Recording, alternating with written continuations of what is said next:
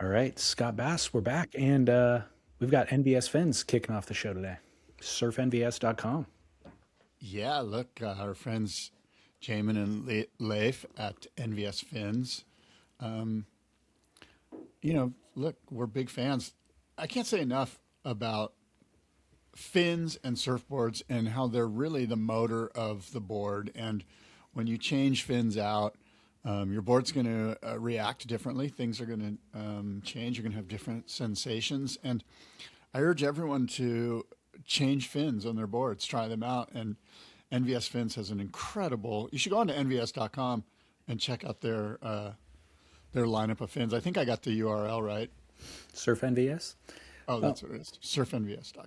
yeah, I mean, really fins can be confusing, but really what it comes down to, I think, is if you have a high quality material, something that is strong, and then it can be finely foiled. So strong and then thin enough to be able to be finely foiled at the edges.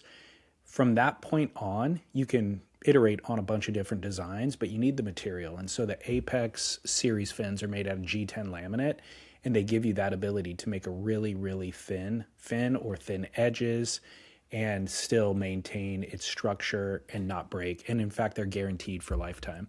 So trust them to be the experts to give you the right design of fin and communicate with them about what that is for you and your board needs, but know that it's guaranteed for life. You can buy a set, it'll last you forever. You can use it, So surfnvs.com is where you go for the quality of fin, but also customer service. And then, of course, Real Water Sports. You can get them at Real Water Sports, who is our retail partner, and they have anything and everything you might need for any any water experience, actually.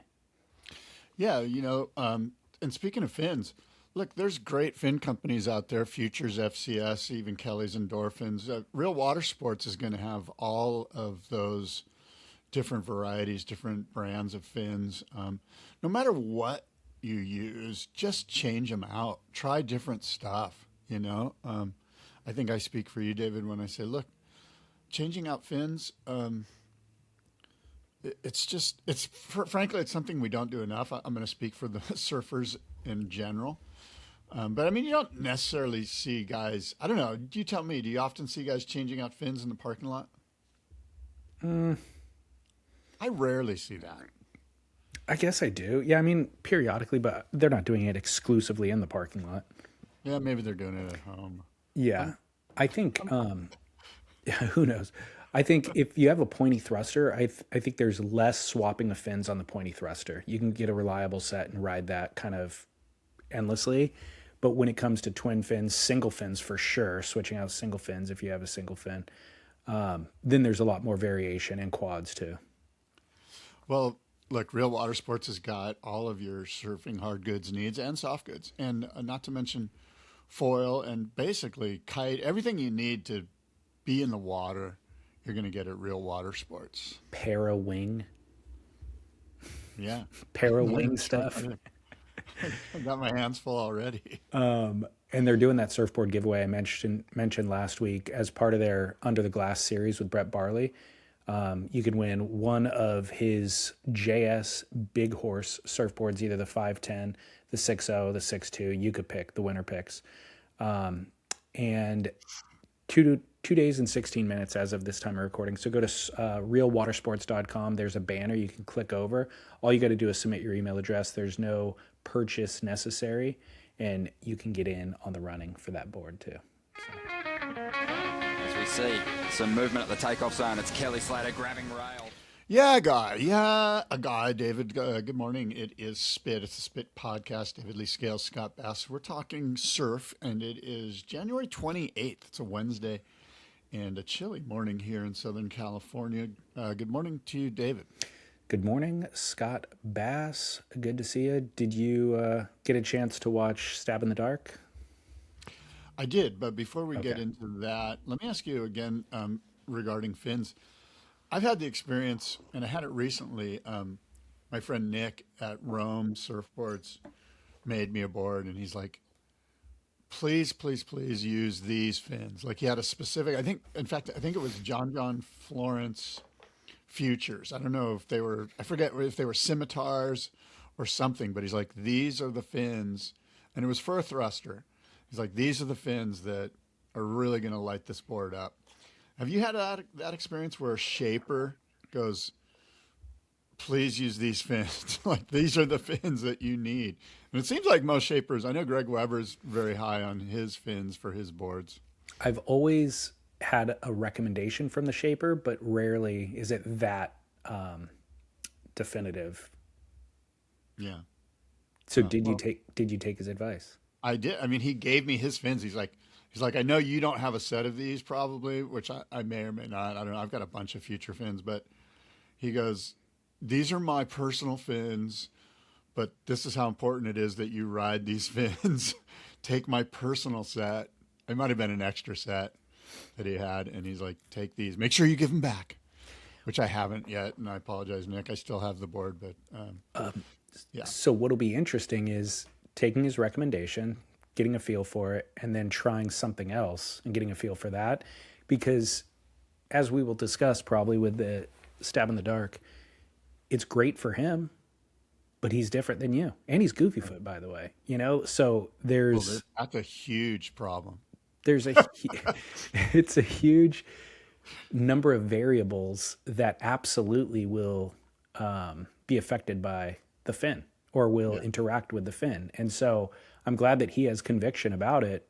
And maybe there's a certain amount of overlap with that fin for a lot of people, but there could be a better fit for you. Yeah. Yeah, for sure. That's the thing that I think the overarching theme here is try different stuff, try different brands, try new fins and wherever you get them, So I got a question for you then. A general question, existential maybe. I was talking to Chaz a couple of weeks ago, and then Bird Surf Shed commented on Instagram about the conversation, and it made me think a little bit more deeply about it because it kind of was flippant in the moment. But we're on this quest. We're always buying new surfboards.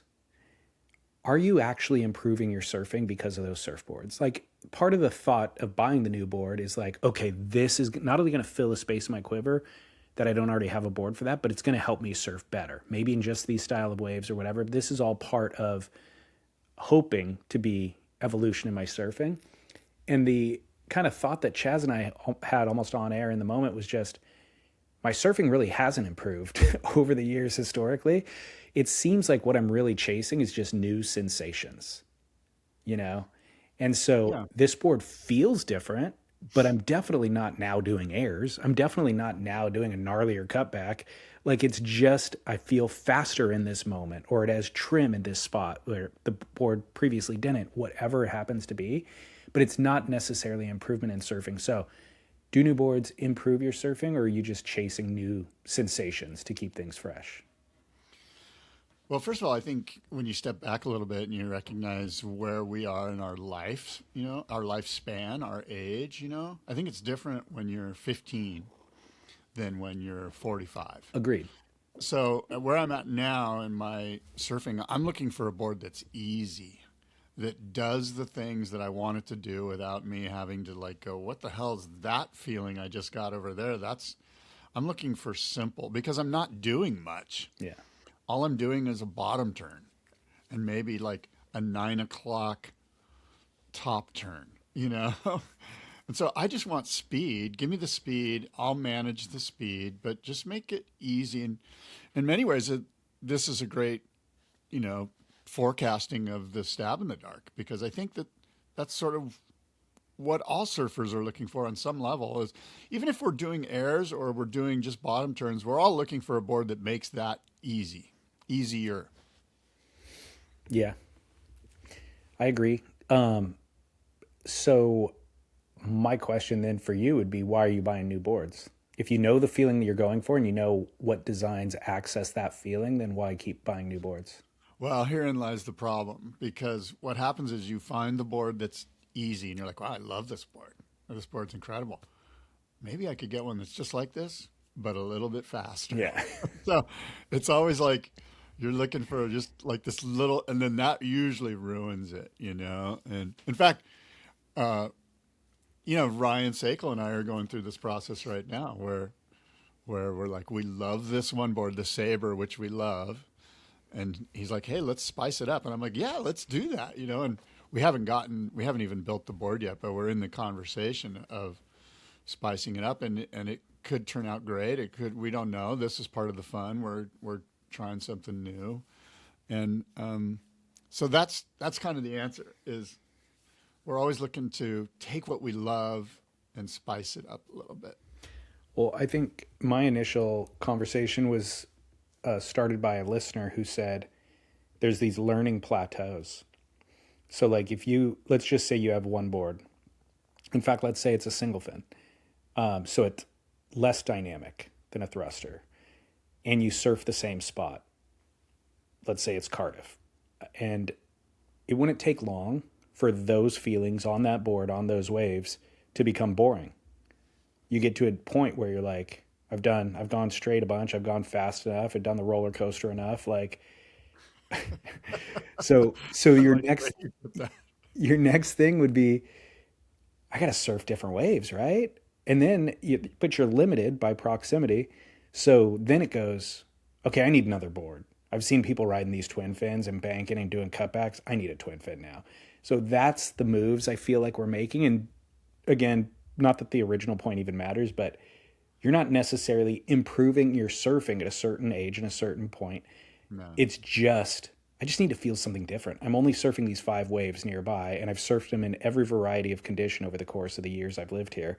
And so now I just need a new board that'll maybe help me feel a little bit different, because you hit the learning plateau, you know? Yeah, it's a really interesting subject, because it kind of boils down to, why am I even doing this? Like, especially at our age, you know? It's like, why am I doing this? You know, I was actually talking to my wife about this, and I'm not even sure I'm surfing anymore to ride waves. I'm doing it for other reasons, either community-based, fellowship-based, for sure spiritually based, getting a connection with nature. The actual planing of the board, I mean, that's a big part of it, of course, but it's not like you're saying. Yeah. I mean, my answer to your question, before you explained your answer, but you said, why am I still doing this? My answer was, it's therapeutic, which, to your point, has nothing to do with riding the wave itself. It's all of the ritual of like getting in the sun, getting in the water, getting some exercise. Standing up, riding on the wave is a part of it, but only a part of it. Yeah, I've been listening to this Eckhart Tolle lecture on stillness, and I found the other day I was in the water. It's been really glassy here. We've had an incredible crappy winter, but it's been just like glassy and 2 feet every day for like 4 months. And so there's a lot of stillness. And so after listening to this lecture, I was in the water and I was like, wow, the stillness is incredible here. And he's a trippy guy, and it's basically, you get to this point where you take the veil of self, of who I think I am and who I want you to think I am, and this perception that I'm pushing out into the universe, and you get rid of that, and you're just still. And I've found that seems to be one of those therapeutic things that you're speaking of, the stillness. If you could tap into it, if you could pull that veil off. Yeah. So what, have you gotten to the end? What is the benefit of the stillness? I'm always looking for the benefit. I'm going to butcher it a little bit because I can't. I'll send it to you. You'd be fascinated. It's actually, you would think that a lecture on stillness would be incredibly boring. Like, it was very hard for me to push play because I'm like, this doesn't sound like an Iron Maiden song. You know what I mean? But he does a great job of explaining it. And basically, it's kind of what I said. Like, if it doesn't mean we can't move through life like we are right now and still acknowledge the stillness in the space, you know, like, and it kind of comes down to being able to look at your sense of who you are. Like, look at your ego, who David is, who Scott is, who we project, what we project to others, and know that exists, and that's okay. But behind that is basically a canvas from which you project onto, and just know that canvas is the stillness. Okay. Anyway. All right, send it. That does sound boring, doesn't it? Send it. Well, do you have a who said that, or should we go straight into Kelly? I do. I do have a who said that. I Okay. have one. Who said that, David? And this is the part of the show where I try to stump David with a quote from a famous surfer. Who said that? And I quote, "I scream and yell and get people hyped up," he told surf journalist and future X-Files creator Chris Carter in 1981. "Everybody's so dead sitting out there. I set the pace. And oh, by the way, I don't ride big waves, and I'm not afraid to say it. 4 foot and under, especially around 3 foot. That's where I'm deadly." End quote. Who said that, David? Was it A, David Eggers, B, Chris Frohoff, C, Greg Mungle, or D, Chris Morrow? Frohoff. Wrong. You're wrong. I'm sorry to say. It is Greg Mungle, former professional surfer Greg Mungle, originally from Florida, but spending a lot of time in Southern California. Interesting. How did that And come up? of note, I believe Greg is the brother-in-law of Richie Collins. Oh, I didn't know that. I believe that's the case. I could be wrong. Did not know. I'm probably wrong. But I thought he was related to Richie Collins in some way. Nobody will be able to call you out on that one. So, how did that quote come up? What are you researching about Greg Mungle? Actually, we have one of his boards in the upcoming California Gold Surf Auction. It's a beautiful Gary McNabb Nectar, a double wing pintail twin fin, which is an incredible board just for riding, because I used to have one when I was a kid in 1980. I owned one of these boards, and it was so fast and such a rippable board. The double wing pintail with foam fins, I remember. And this particular board has got this incredible artwork on it from Henry Lund, who's back then was, and maybe still to this day, a well-regarded artist. Sort of had this kind of like 80s art vibe. And this one particular board is just gorgeous with this incredible art of this like kind of sexy woman. And this board was purchased by Michael Thompson at Gotcha. They all, were working tightly. I think Stussy had something to do with this. It's got a Gotcha, Michael Thompson, Stussy connection, this board. And cool board. And you'll see it in the California Gold Surf Auction. I love that. Yeah, I love that style of board. Yeah. Awesome. It's actually, Kelly talks about this in this upcoming episode. Let's get into it. The twin fin. He talks about basically, and you and I have discussed this. The twin fin's one of those boards, when you think about it, in its sort of second incarnation, when MR took the Reno like Bumblebee and turned it into a more high performance twin fin, it only got maybe a year of shapers going, oh yeah, everyone wants a twin fin, and tinkering and changing and tweaking and making little subtle changes before the thruster showed up and just took over. And then the twin fin was put on the back burner. And that's true, I think, of a lot of transition era boards too. Like this, when we went from long to short, there was that era where everyone was trying all sorts of stuff, slipper noses and crazy, S decks. And then that got kind of pushed to the side. So there's a lot of little eras that I think it's fun to go back and explore. And I do believe, and you and I both know this because it has happened, we have explored the wing pintail twin fin again. I mean, there was a renaissance there about 5 years ago of this board, and everyone has one. And in fact, that Ryan Sakel board I was just discussing earlier is a board that is a round pin twin fin, the Sabre. I'm a big fan of the twin fin, and what Slater said basically is there needs to be a renaissance. There's so many different templates and outlines that could be used with a twin fin setup that, endless exploration that I think is still yet to be done with that fin design. And I was like, heck yeah. I mean, I ride a variety of different style of twin fins, but it's kind of been my go-to fin setup for a long time now, just because it's more of a utility knife setup. It's like it allows me to kind of turn as much as I can turn, Not gonna have a bunch of pivot and a tight turning radius, but it's at least gonna get you from point A to point B with speed, flow, and carving.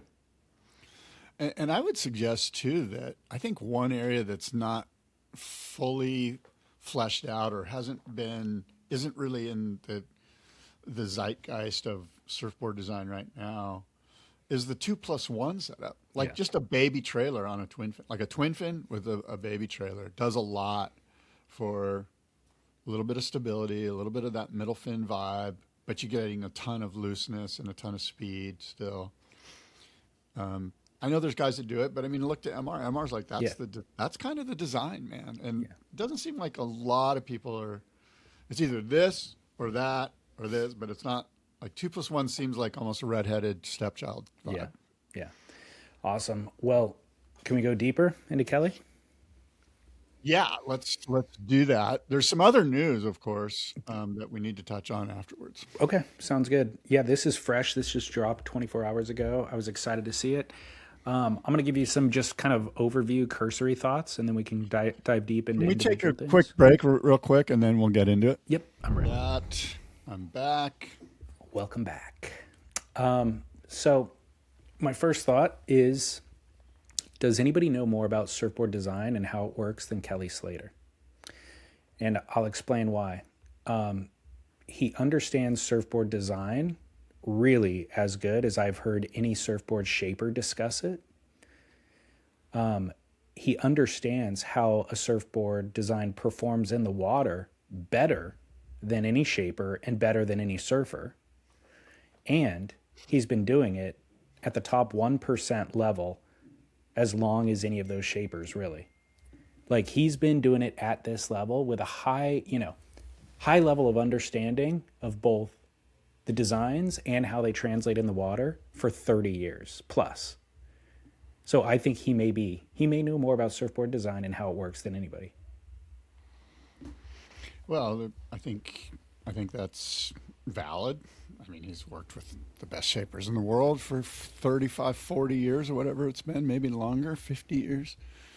And yeah, but I have sort of a grand take on this episode that's kind of a little bit divergent from what you just brought up. Let's hear it. But I agree. We all agree. Kelly's the guy, right? I mean, as I'm watching him discuss it, he's picking up the boards. To me, he was seeing things very few people on the planet see. This actually kind of backs up what I'm about to say, I think, a little bit. Tell me. Well, I gave this episode on a grading scale, a B-. And my expectations were of Kelly ripping these boards in some good to great waves. And I had expectations, and perhaps that could be on me. Maybe I shouldn't have expectations, but I had expectations of Kelly, either in Kira, really good Kira, or somewhere that provided more opportunities for the board and the surfer to sort of coalesce and meld together. And again, the waves are the stars, regardless of who we get involved here. And, I understand that this is the issue. Sam McIntosh more or less sort of forecasts this. He basically says, look, it's going to be trouble. It's going to be tough with Kelly to get him in, he's hard to pin down. There's a lot of this, like they're almost throwing out a little caveat, like we might not always get him in good waves. And while you and I and everyone is kind of thinking, okay, this is the culmination. This is the best ever Stab in the Dark. This is 10 years. We've got Kelly Slater. We've got the all past winners of Stab in the Dark. But it seems like the wild card that is Kelly, this idea that it's hard to pin him down, that seems in and of itself kind of odd. I mean, Kelly Slater is off tour. I'm not sure, and I know he probably has other obligations, but this to me seems kind of like your job. Like, this is a pretty big deal, dude. You're 11-time world champion. You've agreed to do this thing, Stab in the Dark. It's good for everyone if Kelly rides these waves and rides these boards in better waves. It's good for you and me. It's good for the shapers. It's good for Stab. And most of all, it's good for Kelly and the brands that he surrounds himself with, Firewater and Endorphins and Outer Known. And I just feel like when you see that episode and the shapers are like, yeah, well, I expect them to put Kelly in some good vertical waves, you know, I just felt like this particular episode, we didn't put Kelly in good waves. It was, and I'm not saying, and I think it's fair to say that Kelly, and he even mentions, he can tell a good board on the very first wave. Yeah. And I agree with that. I think there is something to just give me one high line pump and go down to the bottom, and I'll know right then if I like this board or not. So I'm not saying that Kelly didn't pick the right board, or I'm just saying that as an end user, I want to see Kelly in better waves. And I think it's just better for everyone. And the idea that we can't get him in good waves seems disingenuous, like a shoot and a miss. Yeah. I think I hear what you're saying. I think they are going to get good waves. And they also had an opportunity with a free afternoon or two where there was less than perfect surf, but they still wanted to utilize that time, and they're still going to use footage from that time. And that's what we happen to see this time. So I think they will be able to execute. I do agree with you, though. Sam's contextualizing of it is almost to like prevent your type of commentary from coming. But I also feel like maybe it's an indicator of they don't get good waves throughout the course of the experiment, because he is spending a whole lot of time focusing on the reasons why it's difficult. So it might be a harbinger of episodes to come. And that's where that, and I don't think that's on Sam. That's my point. Like if Kelly It's on can't Kelly. find, if Kelly can't find time to do it right, don't do it, because it's bad for Firewire, it's bad for Endorphins, it's bad for Outer Known. And I agree with you. I'm sure that they were going to, maybe this was like, they're like, let's start with some crap. So when we build it up, we'll have some great waves in episode 3 or 4 and it'll be insane.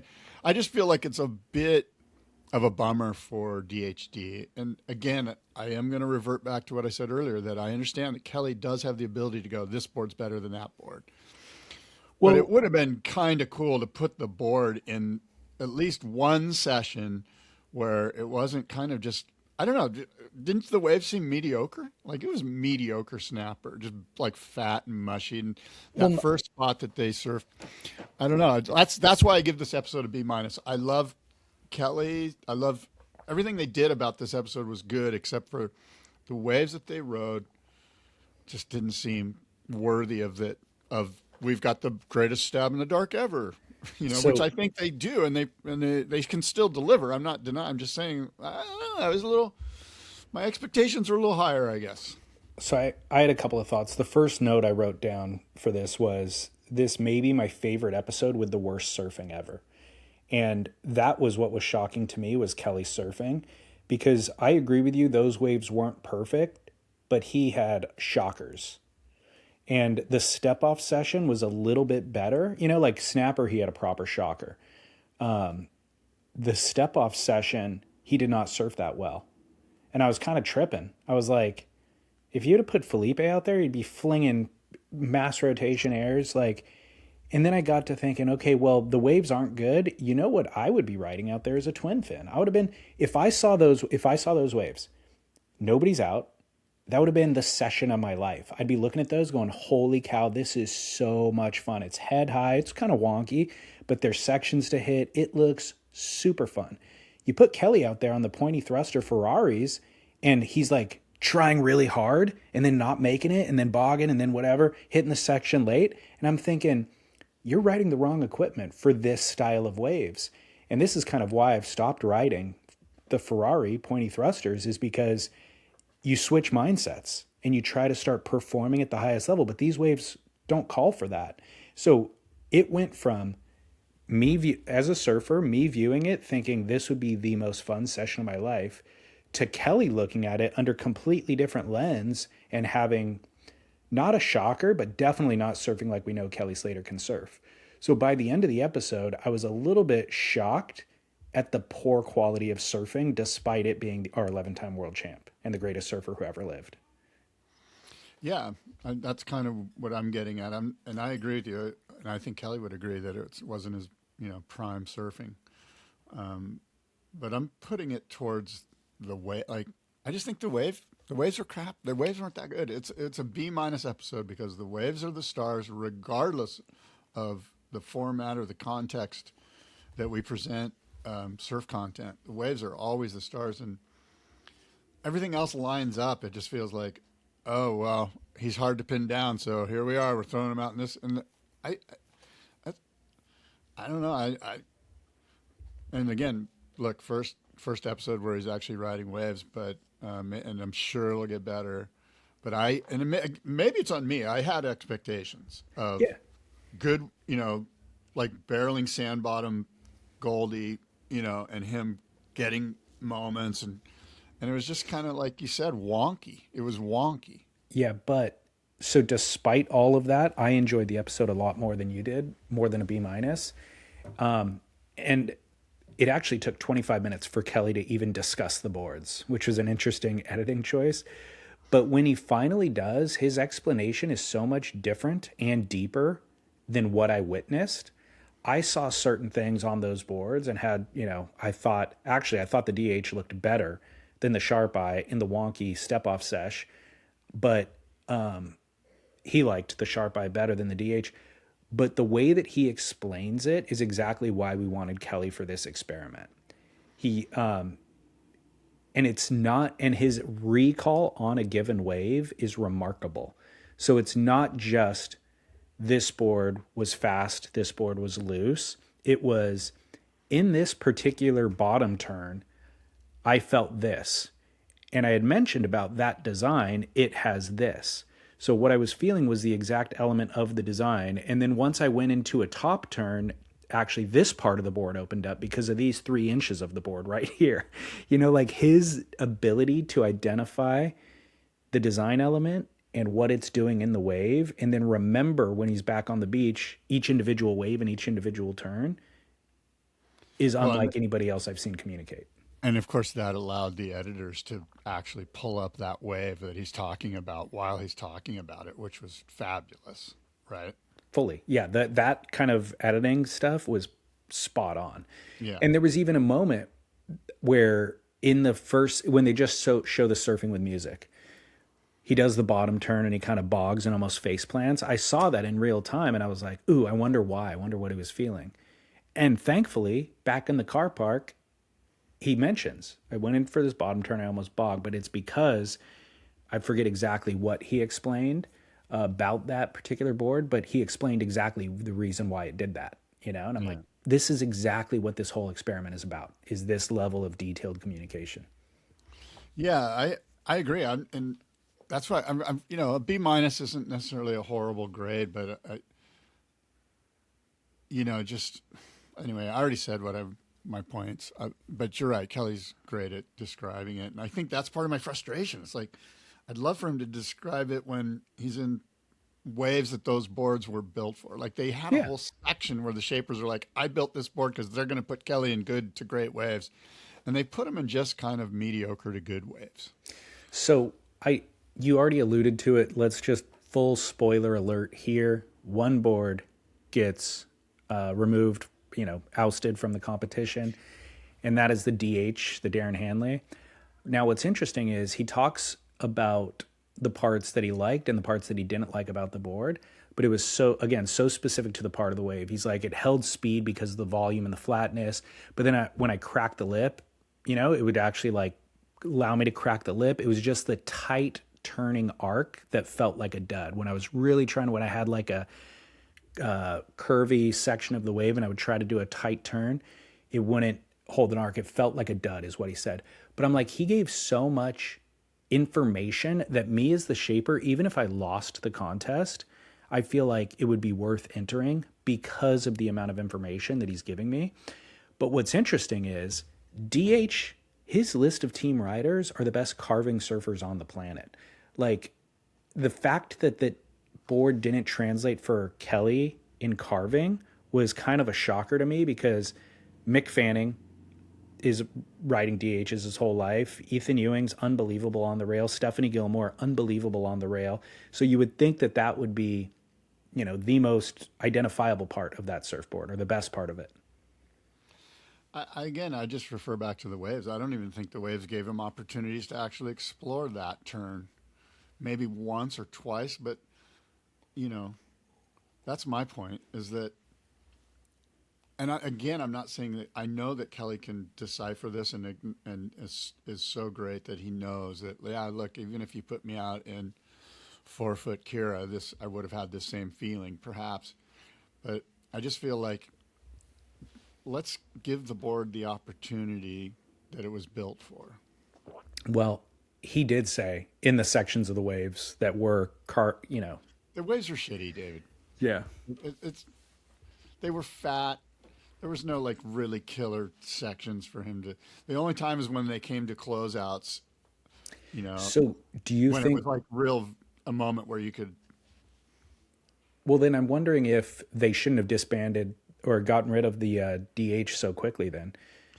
That's kind of my point. And again, I'll restate. I'm not doubting that Kelly can definitely determine which one would be better in really good waves just based on surfing it in kind of mediocre waves.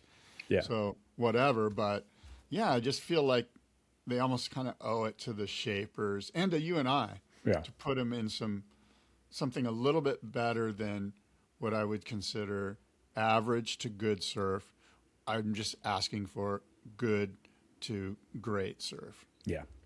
Well, despite that, I found the episode to be entertaining of course, insightful and all that sort of stuff. Yeah. And what ended up, loved it. I was just being hypercritical. This was my sense that the waves are the stars, and it was all the things I've already mentioned. Well, what ended up happening was DHD came down to the beach to watch Kelly surf, not knowing which board Kelly was riding. And DH was super critical of the board and not knowing he was talking about his own board. And then after that session is when Kelly decided not to keep surfing the DHD and basically was like, this board's out of the competition. So DH got to suffer that loss in real time on camera, which made for a dramatic and dynamic element to the episode. Yeah. Which by the way, the direction of the episode and the editing of the episode, I think is world class. Like it's almost the Rostovich series was phenomenal for a lot of reasons, but this I think is even a step better in terms of the actual directing of the episode. And I noticed there is a new guy's name on the credits, and I think it's Matthew Baker. And I don't know what his background is, but I would almost put money on it that Sam hired him from the outside. Like this is a guy who maybe works in Hollywood or something, and we're going to bring him into this project because it's that much better, I think, the storytelling. Yeah, well, they struck gold, absolutely, when DH just walks down to the beach and just starts commentating. And I wouldn't say that he necessarily threw his board. Like, he didn't really talk. He was just like, oh, that board doesn't look like it works too good. Like, he wasn't completely terrorizing the board. He didn't say anything good about it, but... He said Kelly should let it wash into the rocks. I mean, again,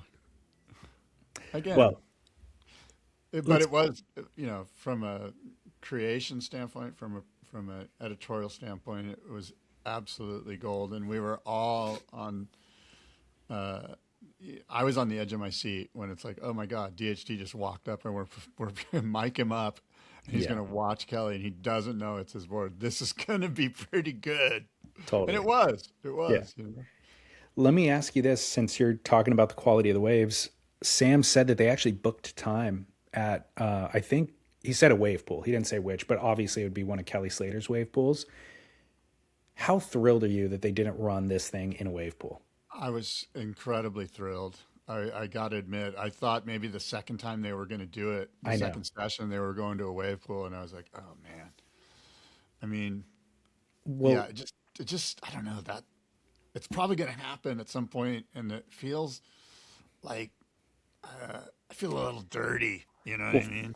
Well, it also feels too much of a forced commercial at that point. Like Kelly, Firewire demanding that a Firewire gets submitted into this. Then, of course, we're going to see the endorphin advertisements.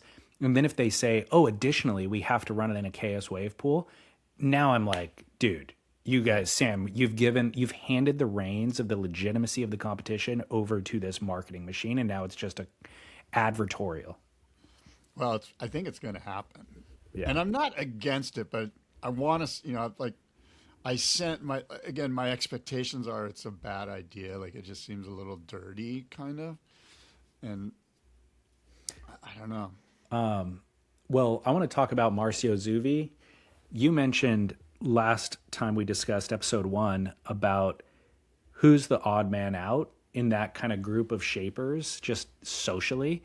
And it was evident, I answered it, Marcio Zuvi is. Well, I got more insight into him here in this episode because I just feel like the difference is ego. Like he has 1/4 of the ego of all of those guys. And you could tell by the way he responds to questions that they ask. I mean, first of all, he's the most quiet guy in the room, rarely interjecting, but he deserves to be in that room with them.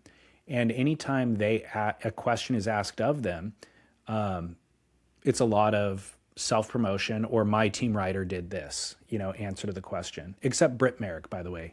I think Britt has ego, but Britt, when asked, what's the best surfer shaper relationship, or like surfer being attuned to a specific surfboard that you've ever seen, and he mentions Ethan Ewing at Lowers a couple of years ago riding a DHD. So that was, I think, shining a light on somebody else, but everybody else kind of mentions their own surfers in that moment.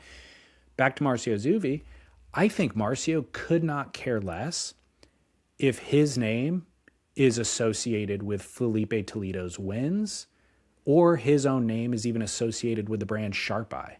To him, it's about the surfboards and the surfer achieving, but Marcio's never, ever saying Marcio Zuvi, I think he's proud of the brand doing the thing that the brand does, but I don't think he needs Marcio Zuvi being like tied tightly to Sharp Eye. He's just hardworking, trying to achieve his goals and put the folk, accelerate the performance of surfing, basically. Yeah, look, I totally agree. I've always been a huge fan of his.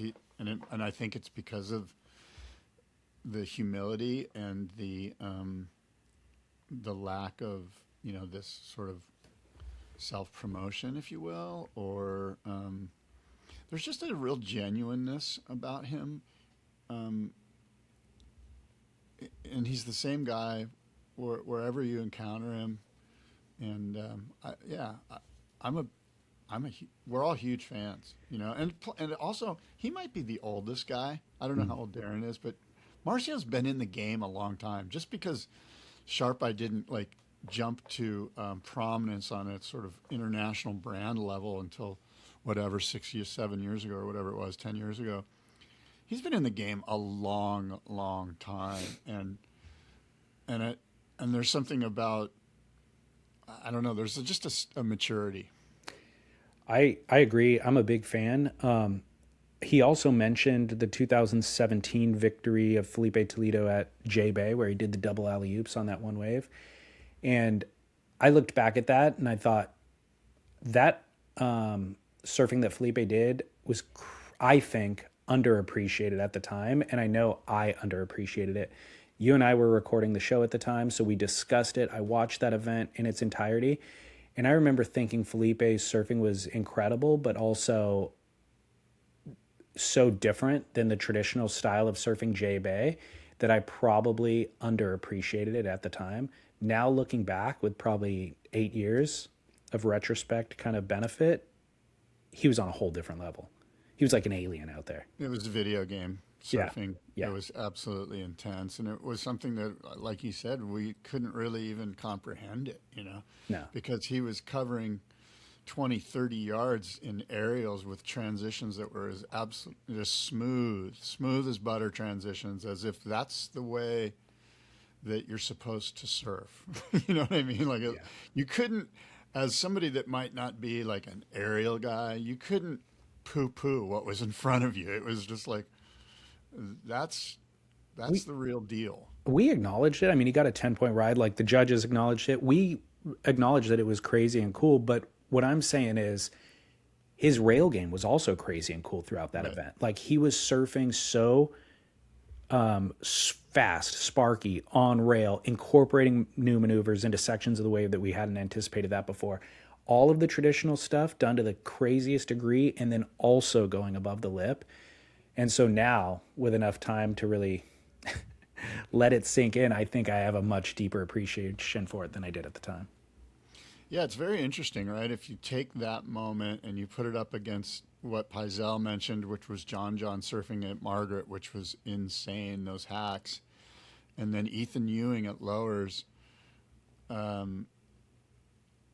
pretty, like on a timeline of competitive history, those are turning points. Like you could probably do some sort of 30 for 30 ESPN thing on those moments. Yeah.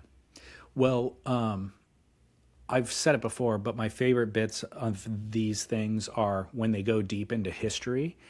And Kelly did it just kind of off the cuff when he's surveying the surfboards, doing the blind guessing game. He goes off on a tangent about Shane Herring and Shane's Banana Webbers that he was riding back in the 90s, the super duper rockered out boards.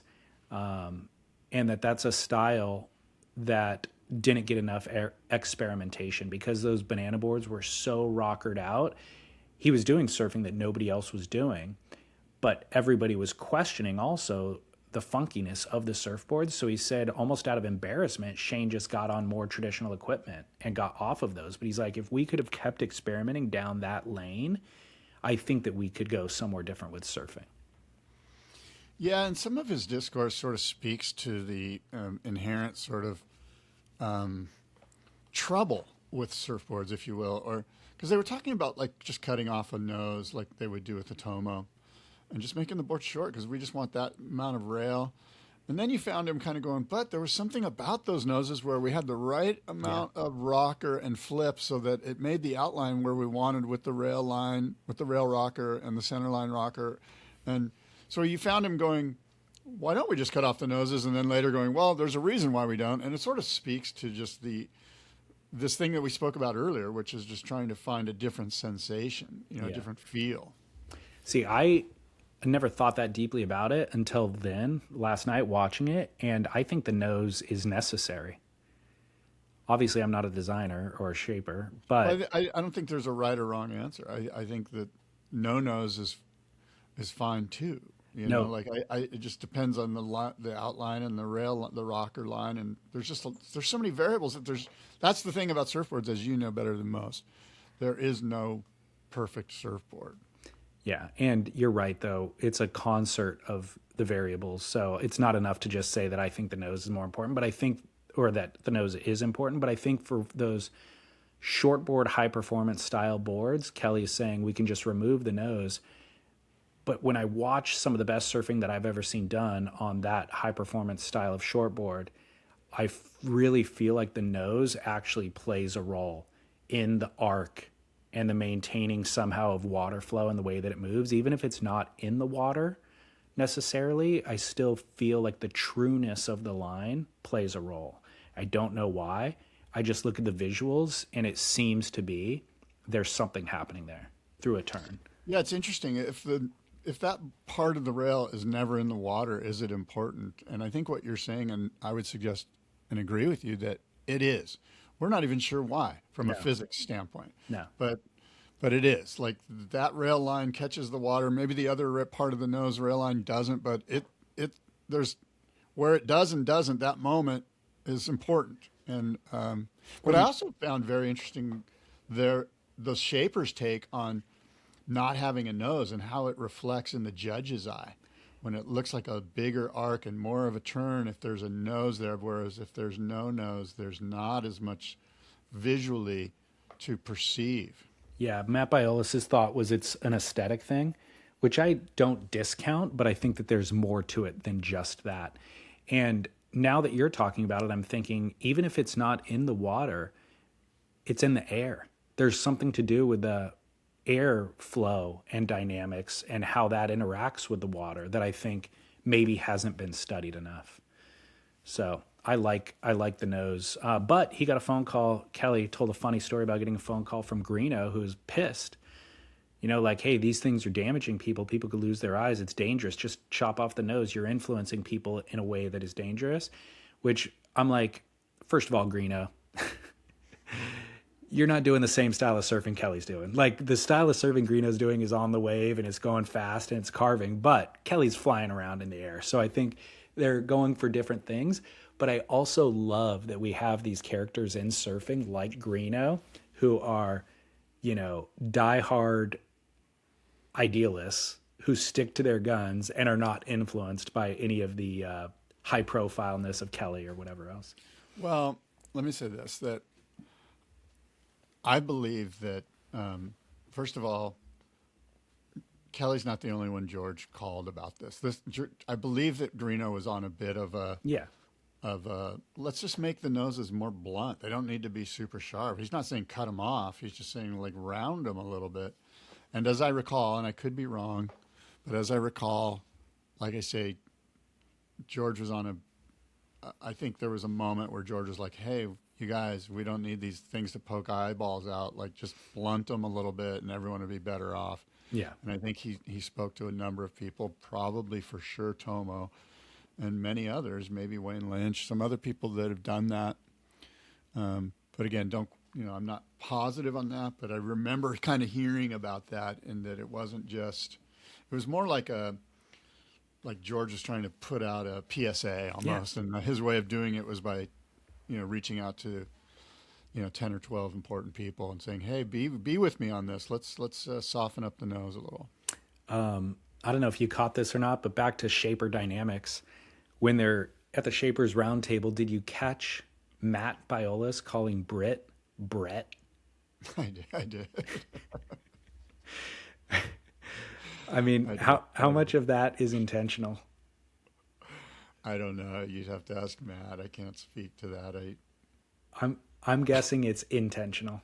I don't know. I can't speak to it. I don't know. Matt does these little things, and it's kind of to put you in your place. I've been around him enough, and I feel like was on the receiving end of it a couple of times, to where it's like just a reality check for you. And I really feel like he knows his name is Britt. I don't know. The other thing that I loved from this episode is the squeak of the surfboard. Oh, do tell. Well, I love that the microphones pick it up. Kelly goes to grab a board and check it out, and you just hear that little squeak, squeak, squeak, squeak. I'm like, it's a hollow squeak. I don't know if I've ever heard a hollow squeak in my life before, but it is very specific to fondling a fresh surfboard. Yeah. Well, the other interesting thing was his notice of the lap line on the lost, which others had mentioned. And then this foam that Matt discussed, which is sort of a different poly, but because it has some EPS characteristics on some level. Yeah. And I stick with my original take that I think that Biolas is going to win this. I have no insight into it other than, I don't know. I think secretly I kind of want, not secretly, outwardly, I want Biolas to win this because I think that he's the one guy that Kelly probably doesn't want to pick for some reason. I don't know. I don't have any insight into any of this. This is just me making shit up, but it seems like that would be the last. How do you feel about that? Is that a correct assumption that of the 6 Shapers, the one that Kelly would least like to pick, if in fact that's even a thing, which I'm not saying it is, who would that be in your eyes? I don't know. Maybe it's not a thing. I don't think it's a thing. Yeah. I don't think Kelly holds. It doesn't appear to me that there's any animosity between him and any of the Shapers. I agree. I would agree with that. I know that Kelly's good with everybody, and like vice versa. What I thought was interesting from him assessing the blind testing of the boards, just fondling them, was how well he knew what other surfers on tour rode. And so I think this goes directly to his competitiveness on tour. He picks something up and he's like, I held a bunch of John John's boards, so I know that the rail does this. This has got to be a Paisel. Then he picks up the other board and identifies what DHD does because he's held a bunch of Mick Fanning's boards before. So it means that Kelly, when he's on tour at different locations, he's in the locker room checking out the competition and committing it to memory, which is why he's a different animal as a competitor. I think he only got the Pizell and the Sharp Eye correct. He only got 2 correct. You're right. Right. I don't think he got the DHD correct. Nobody did. That's what he said. Even though he was wrong, he's like, I feel this. This is what DH does because I've held a bunch of Mick Fanning's boards. He happened to be wrong on that one. And interestingly, he was wrong on the Dan Mann too. Yeah. Yeah, that is interesting, huh? Well, we shall see. I'm, of course, looking forward to more of this. I just wanted to offer sort of a critical assessment of it. And again, maybe it's my expectations. I have that vision of Kelly and Kira that we saw a couple of years ago, and I was like, oh man, we're going to get some pumping Kira. And well, we may, but one other thing I wanted to say, once he got on the Sharp Eye, the song choice, did you pay attention to the lyrics of the song? I listened to the song. I did notice the song. And it was something about an old man, wasn't it? It was. After the first 2 or 3 verses, I was like, wait a second. Quote, aches and pains of middle age, lost the key along the way. Now I'm stranded at the gate, and now I'm just learning to live with it. Aches and pains of middle age was the refrain over and over again. And I was like, wow, you guys did Kelly dirty. Like, I don't know if this is a song that actually exists out in the world and they heard and they're like, this will be perfect for this section, or Rick Snowden has generally scored all of these things and his name's in the credits here. So I don't know, did he make this song just for Kelly? I don't know. I thought it was brutal. What's next? Neil Young, Old Man, Take a Look at My Life? I'm a lot like you. I don't think they can afford it, but they probably would. I felt like that was a little bit of a slap to the Kelly's face. Also on that board, you would think if any of them are going to work in the crap waves that they were surfing, it would be the swallowtail with a 4-fin setup. To me, it still didn't look great. Like it looked too wide and had too much rocker somehow. And when he wrote it as a thruster, it looked even worse. He finally wrote it as a quad once he got to snapper. But yeah, that would be the one board that I would think would be a little bit more forgiving in the mushy, wonky waves that they were riding, but apparently not. And a final thought, is he the first 53-year-old to ever do a chop hop? I don't know. I'm trying. I'm a try. I'm definitely not trying. Also, we need to check in with Chris Cote because Chris Cote still does them. He's got to be younger than Kelly. No, Chris is older than Kelly. Chris is probably, I bet Chris is like 56. Oh, wow. Okay. So Chris is the oldest guy to ever do a chop. Maybe I could be wrong. I don't know how old Chris is, but I know that I was in junior college with Chris, but I was old. Like I was 30 something in junior college and he was probably only 20. So maybe, I don't know. All right. So what else was I going to tell you? Oh, I just think Kelly Slater having a shocker is kind of incredible to witness. I'd never seen this before. That's another takeaway is that Kelly just was not on his A game at all. I mean, he was on his C game. Like Kelly looked like he hadn't surfed in a month and just like randomly first surf was on 2 boards he'd never ridden before. And he's like, oh, let's see what happens. Like he even says as much, like his knees were hurting, he was not. And that's the other part of it. Like be on your A game and give us some good to great waves. So that's what I said at the very beginning. Best episode with the worst surfing I've ever seen. Like of any of the Stab in the Dark episodes, this had the worst surfing in all of the episodes. You miss Elo at that left on that island, just Elo. flying down the line and projecting. Well, he was surfing great. That was my least favorite version of Stab in the Dark, but Idolo was still shredding.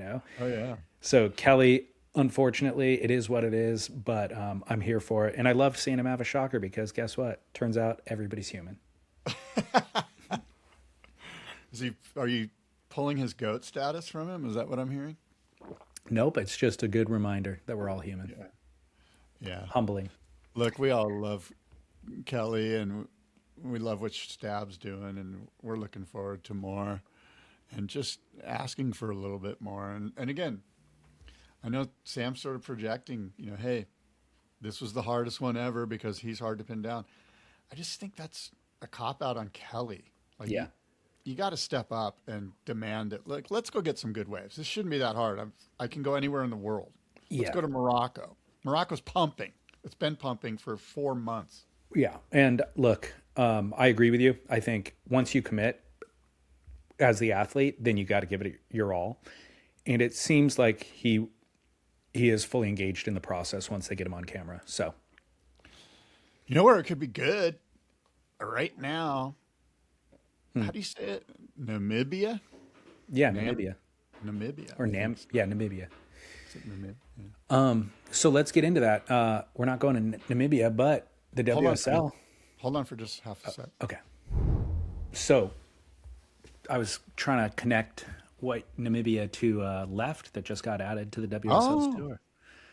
Good call. So JBay, WSL has announced JBay for 2026. So this coming season is out, and they've replaced it with Manu Bay, which is in New Zealand along left. What are your thoughts on this, Scott? You good? How do you feel about JBay being out? How do you feel about Manu Bay being in?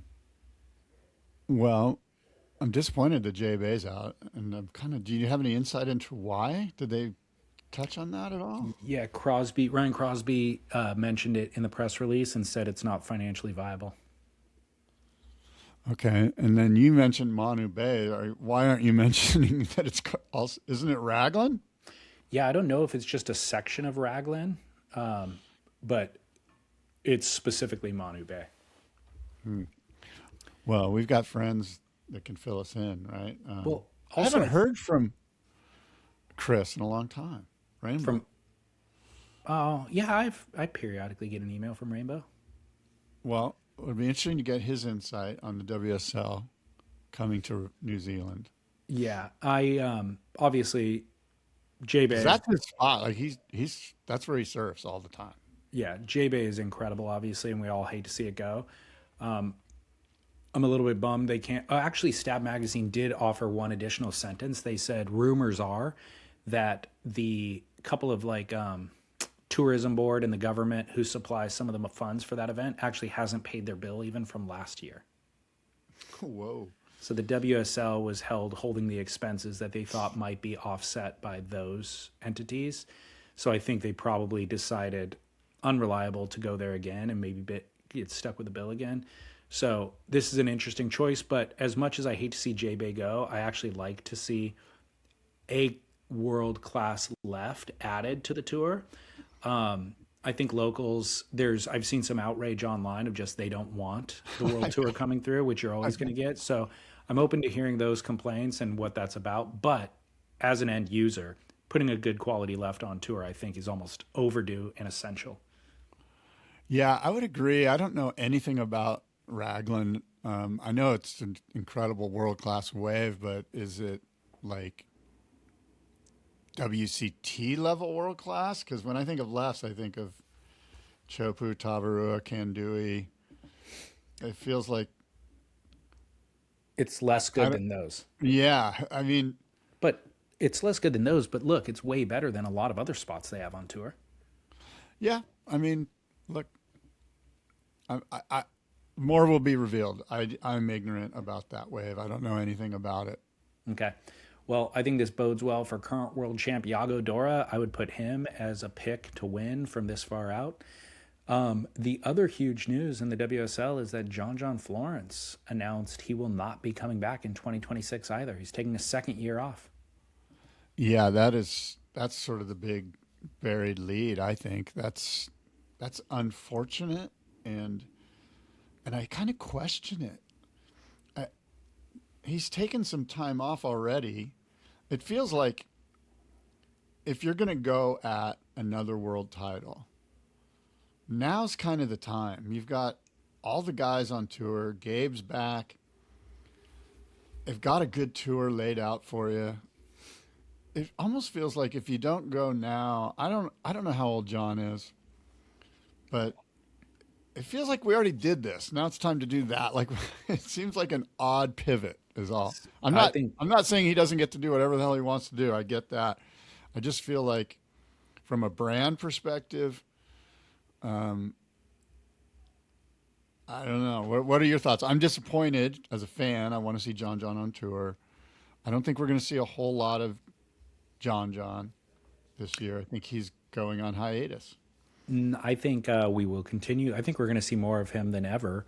I think my previous thought, when there was the mass exodus of the WSL's top athletes leaving the tour 2 years ago, my thought was, of course, it's directly related to the WSL's changes. It's related to the tour stops. It's related to questionable policies that they put in place. So the tour was just less appealing, and that's why there was a mass exodus. This time around, I think that the WSL has actually righted the ship and made it a lot more appealing for top-level pros. But in that time that John John went off, he lived a dream scenario. He lived the best life ever. And so even if the WSL makes beneficial changes, it pales in comparison to traveling the world with your family for the best waves on the planet and surfing the best waves. And he even said in his Instagram notification about this, he said, we've decided to keep following. He talks about how great 2025 was and says, we decided to keep following that path in 2026, crossing oceans, quote, pushing my own surfing and becoming a better husband and father, trying to make a full lap around the world as we take on the challenges that come with that. So I think it's specifically, I want to get better at all things, not only husband and father, but I want to get better at surfing. And the best way that I can get better at surfing is traversing the ocean, 2 waves that are high quality, and then surfing those waves by myself without the constraints of a heat structure. I'm not doubting any of that from a personal standpoint. I'm giving him high fives. I would agree with it's the right thing to do for the family and for his internal peace. I'm just saying from a fan's perspective, I want to see John surfing against Gabe all year long on tour. That's what I want. I don't. I'm not saying I won't be enthralled by his edits of him in perfect waves or getting washed by a squall and having to deal with a broken halyard or whatever. But I want to see John doing huge hacks at Margaret River against Gabe. And I want him at his competitive best because that's what is fun for me, is to watch competition. I don't. This is where we diverge, because if I have to watch You don't get enough friggin' insane free edits of every great surfer around the world. You're just not inundated with tons of that already. You're telling me you don't want to see an insane edge of your seat showdown? By the way, he probably will be surfing still at some of these events, right? It's not a full-time, like he'll be at Pipe. I don't know, but I totally disagree with what you're saying in that I don't get tired of seeing the best surfer in the world in the best waves. I will always stop to watch that. What I won't always stop to watch is competitors putting on jerseys in 3-foot waves trying to slug it out. I said John John at Epic Margaret River or Epic Cloudbreak or Epic wherever. Like these competitive moments are rare. No, I'll tell you what. And to get to them, you kind of got to commit. And I don't know how old John is, but I don't think he necessarily desires another world title. And there's nothing wrong with that. I'm just saying as an end user fan, I want to see friggin', Carlos Alcatraz against Sinner. I want the 2 best going at it. And we've got Gabe on tour, and we're not going to have we got 1A on tour. I want 1AA on tour. I want the 2 1As on tour. I think there will be a general gain in your and my entertainment and appreciation by having John off tour. There's a little bit of a sacrifice for what you're saying, but I think it's a net gain. No. Look at when you're watching John with, having to stitch up a new sail or recalibrate his compass or whatever drama occurs, having to deal with dirty diapers on a sailboat. I don't know. It's all great lifestyle stuff. I'm here for it, but I'm telling you, what you're missing. As a competitive, I'm not talking about the fan lifestyle of competitions, I want the best against the best, and we're not getting that now. Well, what I'm saying is more than my fandom of competitions is my fandom of the best surfing in the world. And so I'm not talking about the lifestyle stuff. I'm talking about John John saying, quote, pushing my own surfing. And when you look back at the clips that he dropped from different places in the world last year, it was mind blowing. And there was one, I'll tell you what, my must-see moment presented by Treeswax, treeswax.com, promo code SPIT, save 20%, money back guarantee online, petroleum-free surf wax. My must-see moment is John John at Chun's Reef 2 months ago. Paizel posted a clip. He's like, this was all-time Chun's. And you watch John John's doing those Margaret River carves, but on a wave that's now 3 times bigger than the wave that we saw at Margaret. And it's mind-melting. And I'm saying, if he goes on tour and competes against Gabriel Medina, and that's how he chooses to spend his time, you're not going to get the level of improvements that we saw at a John John this past year. So for the sake of progressing the best surfing in the best waves, you have to go on these sojourns. I'm kind of blown away that John paddled out at Chun's. It's all-time Chun's. I mean, if you haven't seen this all-time clip, Chun's is not that great. I mean, look, well, it's a fun wave. I've surfed there. That's like one of my go-to spots. But so John John and Chun's don't seem like to go together. You know what I mean? So maybe Paizel was trying to smoke screen us and just tell us that it was Chun's to throw us off where it actually was. All-time Chun's. That's, you don't usually put the phrase all-time and Chun's together. Is all I'm saying. What's next? All-time Holtons? I cannot believe you're not a John John Florence fan anymore. I'm a huge John John Florence fan. I want to see him going against Gabe Medina and Yago Dora and Ethan Ewing in epic cloud break and epic chopu and maybe epic raglan with protesters. Who knows? Clearly you're not a fan. Okay, watch this clip. I just texted it to you. Yes. I mean, it's a triple overhead barrel, and then he's doing the gnarliest carves ever on an open face. It looks like inside bowl at sunset or something on a 6'2".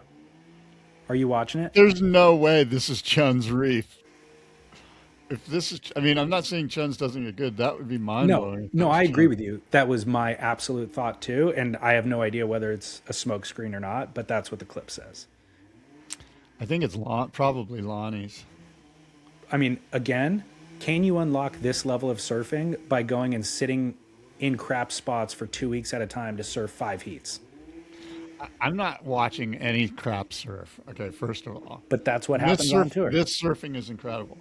Yeah, but what also happens on tour is we get the finals day in good waves at Cloudbreak or Chopu or Pipe or wherever, a good spot on tour, and we get the best of the best. And those moments are rare, granted. You're going to get way more of what you just sent me from John John than the rare moment when 2 competitive Goliathans go at it. And that's what I want to see. Good for you. Good for you. So you'll get to see it a couple of times this year. Yeah. And what we will get in free surfing is the limits being pushed far beyond what you're going to witness in the I'm not doubting that. I'm talking about competitive moments. I'm not doubting that free surfing isn't, doesn't raise the bar perhaps more. I'm just saying that without competitive surfing, we might not be on a 3-fin. Let the record reflect. Scott's more into contest surfing now.